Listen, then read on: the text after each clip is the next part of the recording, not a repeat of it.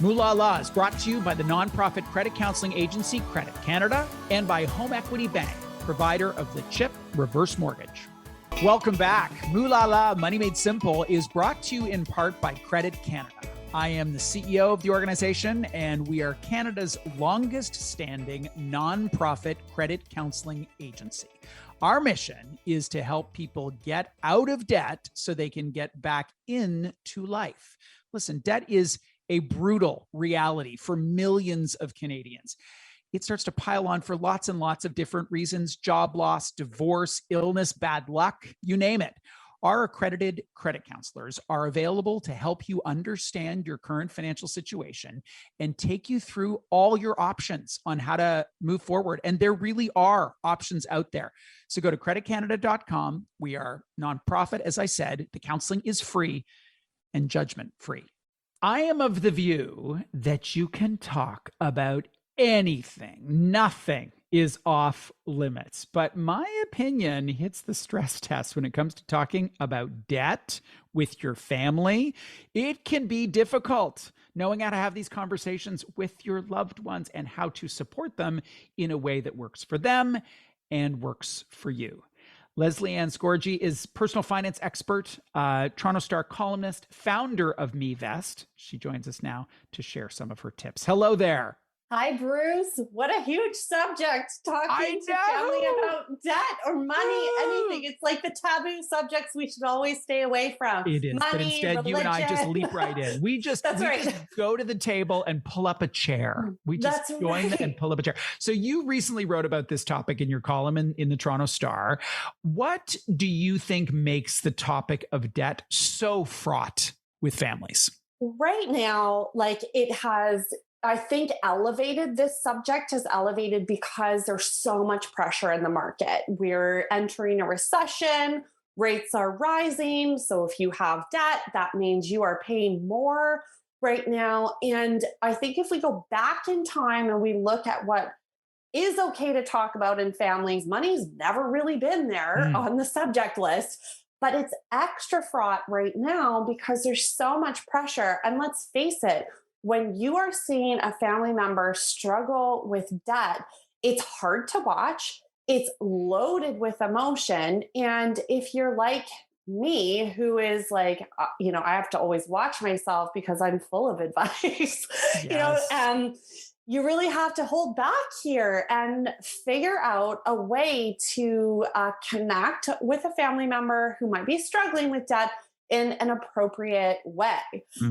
Without making yourself and others feel totally horrible about the conversation. Yes. You say tone is everything. Tone is everything. What do you mean?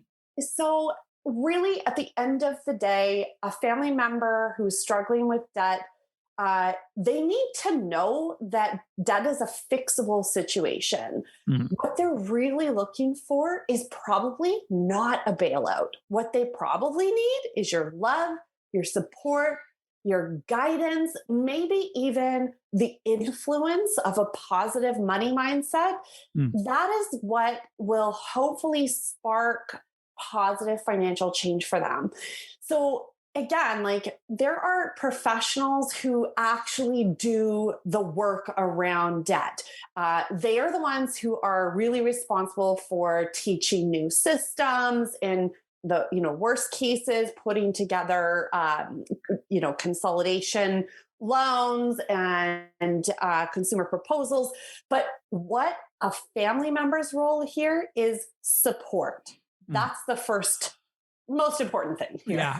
A lot of listeners may say, it is none of my business. At what point do you believe it is a family member's business to at least open the door to a conversation?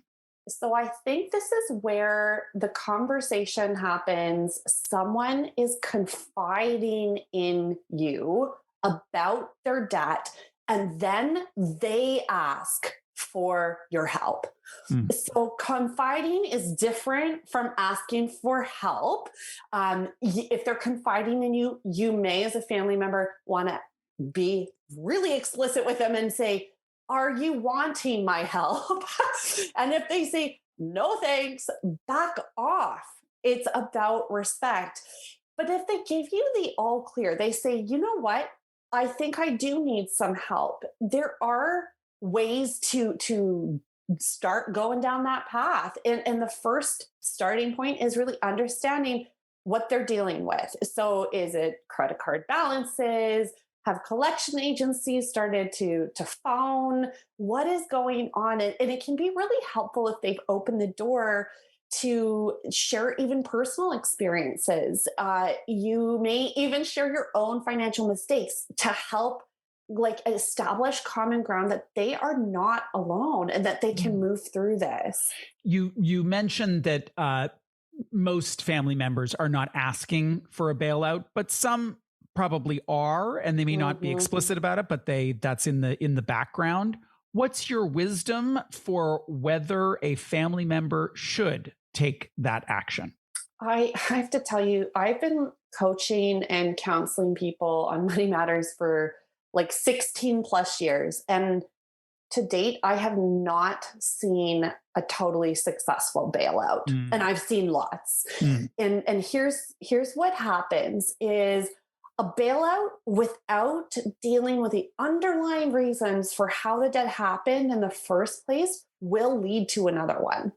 It's because when you are looking at equipping somebody who's dealing with debt with better skills, that's in the life skill toolbox, and it requires a different strategy, not just a bailout. So it's like, if you want to help and you feel compelled to do the bailout, I have to say, you must pair this with good quality learning for the person who is dealing with the debt. So I'm going to give you an example. Imagine you are a parent, you're watching your child who's an adult who has their own family struggle, and you want to help. So you offer them the money. Make sure that you also offer them counseling support for debt, and possibly even some, financial coaching or money coaching off to the side, because it's not enough to just bail them out. Statistics, unfortunately, show that doesn't work. Now, when we think about any area of life that a family member could be dealing with, addictions, mental health, marital strife, all those sorts of things, we as individuals need to think about how proactive are we going to be? And I appreciate your point off the top that this is something that, they could come to you to talk about. At what point do you go to them and sort of, I'm not talking about necessarily something as specific as a quote intervention, but something in that world where they're not actually I'm not saying they want to talk about it, and you still decide, I'm going there? I'd say if there is a compromise to health, if there are children involved, and if you're watching basically the train wreck about to happen, and people's lives are going to be impacted, I'd say that's when you step in, especially if there's children involved. Yeah, you got it. You do have to step in and ask if there is, if you can get the all clear to help out. And, I think it's such a sensitive area, but I want to go back to a point I made just a couple of minutes ago, which is, when you are offering help, it doesn't mean necessarily a bailout. It could be that the family member you're dealing with, like, the chances are is they don't know what to do next. So you could be the bridge to help them understand what could be a next step. So here's an example. Let's say you are watching your family member. They are basically close to bankruptcy, whether they've confided in you or not. It's clear to you that they're very close to bankruptcy.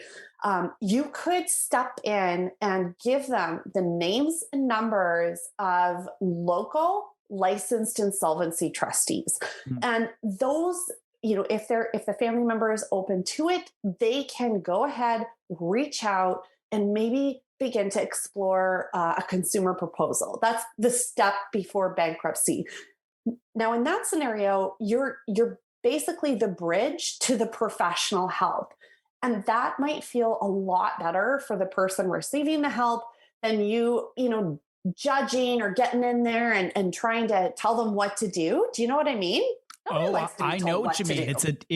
It's an instinct in myself that that I need Right. to restrain. Right.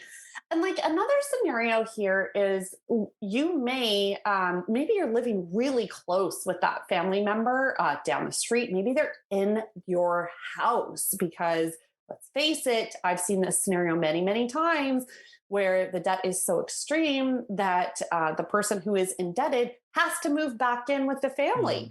Mm. And in that case, the debt's high, but maybe it's being managed. So that person might benefit from the services of a credit counseling agency. Yeah. And that again is like for you to act as a bridge, get the names and numbers of a credit counseling agency and then hand the case off. Yeah. So that like you are not actually dealing up the tips yourself. Credit Canada, one of those nonprofit credit counselors, the key thing that I would say is as you do your internet search, be sure to include the phrase nonprofit credit counselors. And nonprofit credit counselors can set up debt consolidation programs. They can also make referrals to licensed insolvency trustees, depending on the circumstances. What is your call to action, Leslie-Anne, here? If you're in a family in which your sneaking suspicion is that there is an issue, what's your call to action? What should people do? I think kindness, you approach with kindness, whether you are being confided in or you see it and you've got good judgment and you know this is happening, approach carefully, approach with kindness, be that helpful person, but ask the person, like, where should we draw the line here? Like I've said before, like you are unlikely to fix the problem through a bailout or by telling them what to do. The key here is to create a path forward, help get that person moving. And, they will learn techniques like the snowball method of reducing debt. They will learn all of this if you are setting up good boundaries and you know which pros to bring in. So just tread lightly and be gentle. Here's the other thing is like the whole family does not want this person to go and splurge, right? Like they want you to be in better financial health. So I think some of this is also family expectations that can be really helpful. My advice here is be loving, be supportive, and watch where you're treading so that you're welcome. Okay, fine. I'll take that to heart. Leslie-Anne, thank you so much for joining us today. Thanks, Bruce. Leslie-Anne Scorgie is a personal finance expert. She is also the founder of MeVest. She had more to say on this topic in a recent column in the Toronto Star. Hi, it's me, your dad. Look, we need to talk. This isn't working. The missed payments, the collection calls, and all those sleepless nights. We need nonprofit debt counseling, and I found the perfect place. Credit Canada Debt Solutions. They're non-judgmental, 100% confidential. They'll negotiate with creditors and even stop interest. Don't you want to rebuild your credit? You deserve better. Break up with debt. Visit creditcanada.com.